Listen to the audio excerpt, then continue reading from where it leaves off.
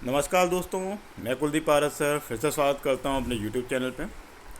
दोस्तों, जैसा कि आपको पता है कि 21 जून 2020 को सूर्य ग्रहण 10 बजे से प्रारंभ हो जाएगा। ये महत्वपूर्ण घटना है। इस समय कुछ काम हमें करना चाहिए और कुछ काम ऐसे हैं जो हमें बिल्कुल नहीं करना चाहिए। मैं अपने पिछले वीडियो में बता चुका हूँ कि हमें ऐसे कौन से काम हैं जिनसे हमें बचना चाहिए और जिनको हमें बिल्कुल नहीं करना चाहिए। आज इस वीडियो के माध्यम से मैं आपको बताऊंगा कि सूर्य ग्रहण के दौरान हमें ऐसे कौन से काम हैं जो अवश्य ही करने चाहिए। तो चलिए दोस्तों, शुरू करते हैं। बस शुरू करने से पहले रिक्वेस्ट है सर कि आप इसको चैनल को मेरे सब्सक्राइब कीजिए और ज़्यादा से ज़्यादा लोगों तक शेयर करिए।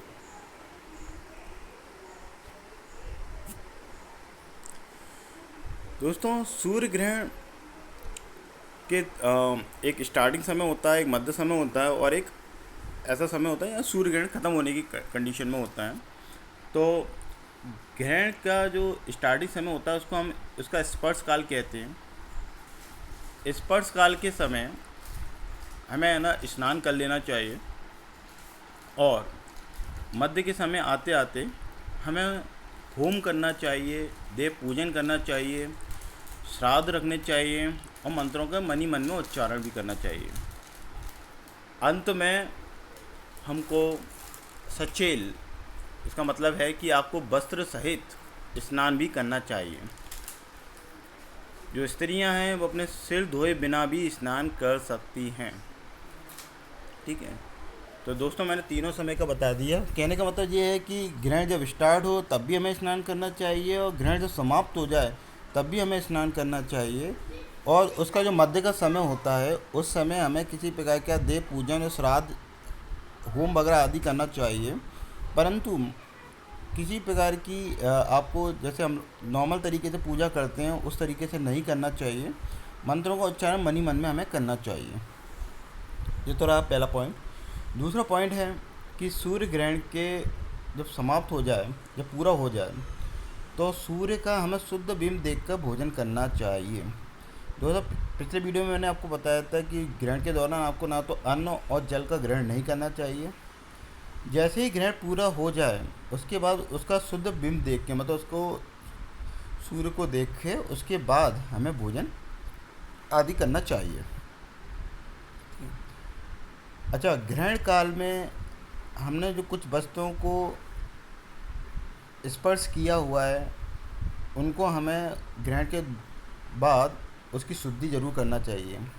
कुल मिला के ग्रहण जब समाप्त हो जाए तो उसके बाद हमें शुद्धि ज़रूर करना चाहिए। हमें अपने घर धोना चाहिए, जो भी वस्त्र हैं है ना उनको भी धोना चाहिए। तो कभी स्वयं भी हमें वस्त्र सहित ही स्नान करना चाहिए। ये बहुत ही महत्वपूर्ण काम है दोस्तों। ग्रहण के बाद अपने घर की शुद्धि अवश्य ही करें। ठीक है। चौथा और महत्वपूर्ण पॉइंट है कि दोस्तों, सूर्य ग्रहण के समय संयम रखकर जप और ध्यान करने से कई गुना फल प्राप्त होता है।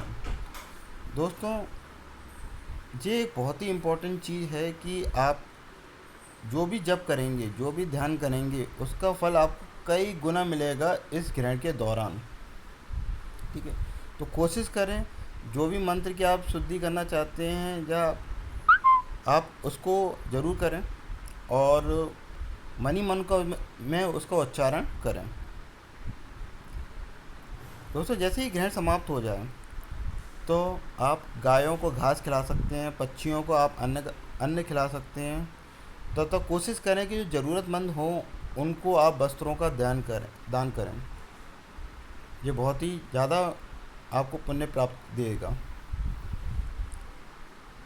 भगवान वेद व्यास जी ने कहा है कि सामान्य दिन से चंद्र ग्रहण में किया गया पुण्य काम, जप हो गया या ध्यान हो गया या दान हो गया, उसको सामान्य दिनों में जो हम करते हैं और चंद्र ग्रहण में करते हैं उसका हमें 1,00,000 गुना उसका प्रॉफिट मिलता है। परंतु वही जप, ध्यान और जो दान हम सूर्य ग्रहण के बाद करेंगे या सूर्य ग्रहण में करेंगे तो हमें उसका 10,00,000 गुना फल प्राप्त होगा। और दोस्तों, एक बहुत ही महत्वपूर्ण चीज़ है कि अगर गंगा जल आपके पास में है तो चंद्र ग्रहण में उसका 1,00,00,000 गुना और सूर्य ग्रहण में उसका 10 गुना फल आपको प्राप्त होगा। तो दोस्तों, ये एक बहुत ही महत्वपूर्ण घड़ी है, महत्वपूर्ण समय है। जो भी आप करेंगे, जो भी आप जप करेंगे, जो भी ध्यान करेंगे और जो भी आप दान करेंगे इस समय, तो आप उसका करोड़ गुना उसका फल प्राप्त कर सकते हैं।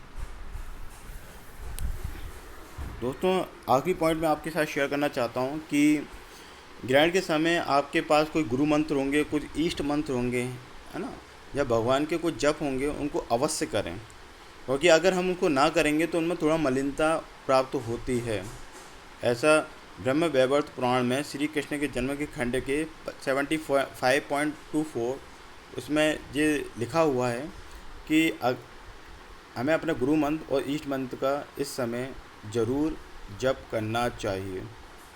तो दोस्तों, ये थी कुछ महत्वपूर्ण जानकारियाँ जिनका आपको ग्रहण के समय, ग्रहण के मध्य में और ग्रहण के अंत में इन बातों को अवश्य पालन करना चाहिए। दोस्तों, अगर इनका पालन करेंगे तो ये आपके लिए काफ़ी सुखकारी होगा। और महत्वपूर्ण बात तो यही है कि आप जो भी जप, जो भी ध्यान और जो भी दान करेंगे इस पीरियड में, उसको आपको नॉर्मल दिनों में जो करते हैं उससे आपको हज़ारों, लाखों नहीं, करोड़ों गुना आपको उसका फ़ायदा मिलेगा। मेरी आशा करता हूँ कि आपको ये वीडियो पसंद आई होगी। प्लीज़ इसको लाइक ज़रूर कीजिएगा और ज़्यादा से ज़्यादा लोगों तक शेयर कर दें ताकि ये बात अधिकतर लोगों तक पहुँच पाए। धन्यवाद।